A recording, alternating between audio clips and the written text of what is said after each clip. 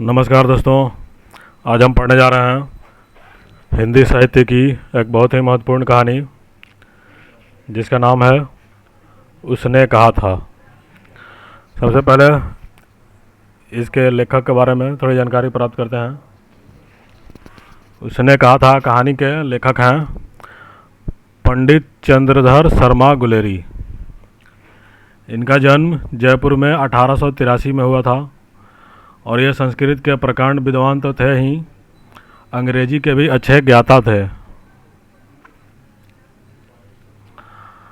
सन 1900 में जयपुर से इन्होंने समालोचन नाम से एक पत्रिका निकाला था। 1911 ईस्वी में भारत मित्र पत्रिका में इनकी पहली कहानी सुखमय जीवन प्रकाशित हुई थी। दूसरी कहानी बुद्धू का कांटा तथा तीसरी कहानी उसने कहा था सरस्वती पत्रिका में 1915 ईस्वी में प्रकाशित हुई थी। उन्होंने मात्र 3 कहानियाँ ही लिखी और कहानी के क्षेत्र में अमर हो गए हैं। ठीक है, तो ये थे लेखक परिचय। आगे कहानी शुरू करते हैं। बड़े शहरों के इक्के गाड़ी वालों की जबान के कोड़ों से जिनकी पीठ छिल गई है और कान पक गए हैं, उनसे हमारी प्रार्थना है कि अमृतसर के बम्बू काट वालों की बोली का मरहम लगावें। मतलब कहना चाहते हैं कि जो इक्के वाले हैं वो मतलब थोड़ी कड़ी जबान बोलते हैं, तीखी बोली बोलते हैं। वहीं जो बम्बू काट वाले हैं वो थोड़ी मीठी बोली बोलते हैं।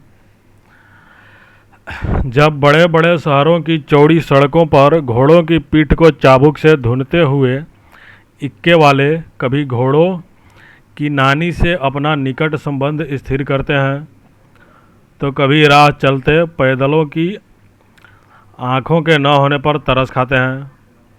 कभी उनके पैरों की अंगुलियों के पोरों को चीथकर अपने ही को सताया हुआ बताते हैं और संसार भर की ग्लानि, निराशा और क्षोभ के अवतार बने नाग की सीध चले जाते हैं। तब अमृतसर में उनकी बिरादरी वाले तंग चक्रादार गलियों में हर एक लड़ी वाले के लिए ठहरकर सब्र का समुद्र उमड़ाकर बचो खालसा जी, हटो भाई जी, ठहरना भाई, आने दो लाला जी, हटो बाछा कहते हुए सफ़ेद फेटों, खच्चरों और बतखों, गन्ने और खोमचों और भारे वालों के जंगल से राह खेते हैं। क्या मजाल कि जी और साहब बिना सुने किसी को हटना पड़े। यह बात नहीं कि उनकी जीभ चलती ही नहीं, चलती है पर मीठी छुरी की तरह महीन मार करती है। यदि कोई बुढ़िया बार बार चितौनी देने पर भी लीक से नहीं हटती तो उनकी वचनावली के ये नमूने हैं। हट जा जीने जोगिए, हट जा कर्मा वालिए, हट जा पूता प्यारिए, हट जा लंबी उम्र वालिए। समाष्टि में इनका अर्थ है तू जीने योग्य है, तू भाग्यों वाली है, पुत्री को प्यारी है, लंबी उम्र तेरे सामने है, तू क्यों मेरे पहिए के नीचे आना चाहती है, बच जा। मतलब ये तो इन्होंने अब तक तांगे वालों के बारे में, इक्के जो गाड़ियाँ आती हैं उनके बारे में ये कुछ बोल रहे हैं। ऐसे बाम्बू काट वालों के बीच में होकर एक लड़का और एक लड़की चौक की एक दुकान पर आ मिले। उसके बालों और उसके ढीले सूथने से जान पड़ता था कि दोनों सिख हैं। वह अपने मामा के केस धोने के लिए दही लेने आया था और यह रसोई के लिए बढ़िया। दुकानदार एक परदेसी से गूँथ रहा था। जोर से भर पीले पापड़ों की गड्डी को गिने बिना हटता न था।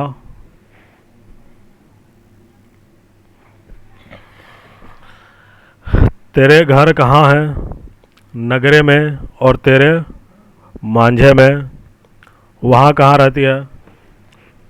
अतर सिंह की बैठक में, वे मेरे मामा होते हैं।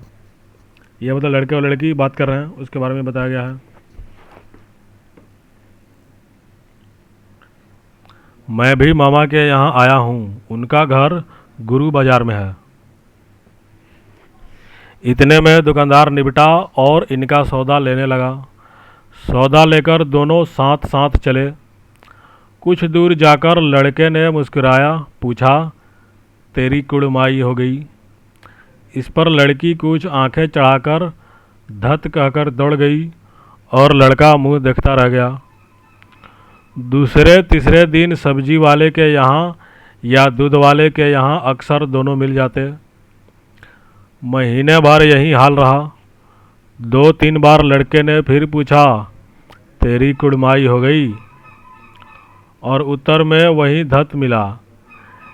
एक दिन जब फिर लड़के ने वैसे ही हंसी में चिढ़ाने के लिए पूछा तो लड़की की संभावना के विरुद्ध बोली, हाँ हो गई। कब? कल, देखते नहीं, वह रेशम से कढ़ा हुआ सालू। लड़की भाग गई। लड़के ने घर की राह ली। रास्ते में एक लड़के को मोरी में ढकेल दिया। एक छबड़ी वाले की दिन भर की कमाई खोई। एक कुत्ते पर पत्थर मारा और एक गोभी वाले ठेले में दूध उड़ेल दिया। सामने नहाकर आती हुई वैष्णवी से टकराकर अंधे की उपाधि पाई। तब कहीं घर पहुंचा। यहाँ से अध्याय 2 शुरू होता है। राम राम, यह भी कोई लड़ाई है। दिन रात खंदकों में बैठे हड्डियां अकड़ गई। लुधियाने से 10 गुना जाड़ा और मेह और बर्फ। ऊपर से पिंडलियों तक कीच में धंसे हुए हैं। गनीम कहीं दिखाई नहीं। घंटे 2 घंटे में कान के पर्दे फाड़ने वाले धमाके के साथ सारी खंदक हिल जाती है और 100-100 गज धरती उछल पड़ती है। इस गैबी गोले से बचे तो कोई लड़े। नगर कोट का जलजला सुना था। यहाँ दिन में 25 जलजले होते हैं।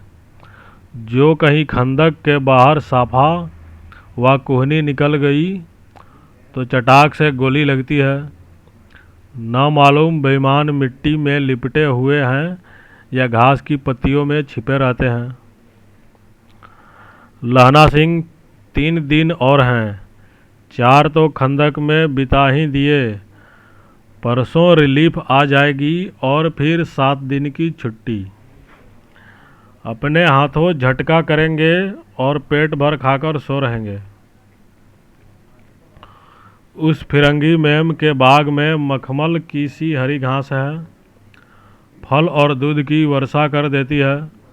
लाख कहते हैं, दाम नहीं लेती। कहती है, तुम राजा हो, मेरे मुल्क को बचाने आए हो।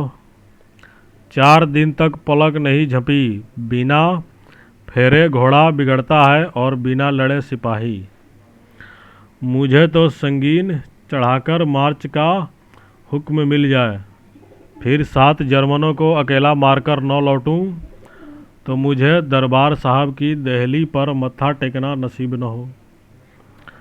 पाजी कहीं के।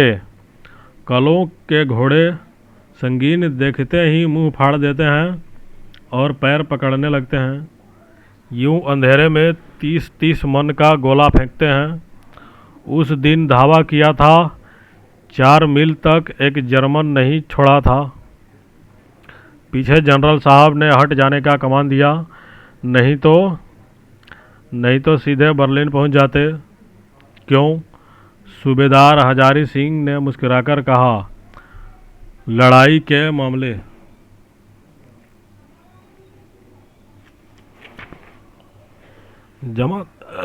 जमादार या नायब के चलाए नहीं चलते। बड़े अफसर दूर की सोचते हैं। 300 मील का सामना है। एक तरफ बढ़ गए तो क्या होगा? सूबेदार जी, सच है। लहना सिंह बोला, पर करें क्या? हड्डियों में तो जाड़ धंसा गया है। सूर्य निकलता नहीं और खाई में दोनों तरफ से चंबे की बलियों के से सोते झर रहे हैं। एक धावा हो जाए तो गर्मी आ जाए।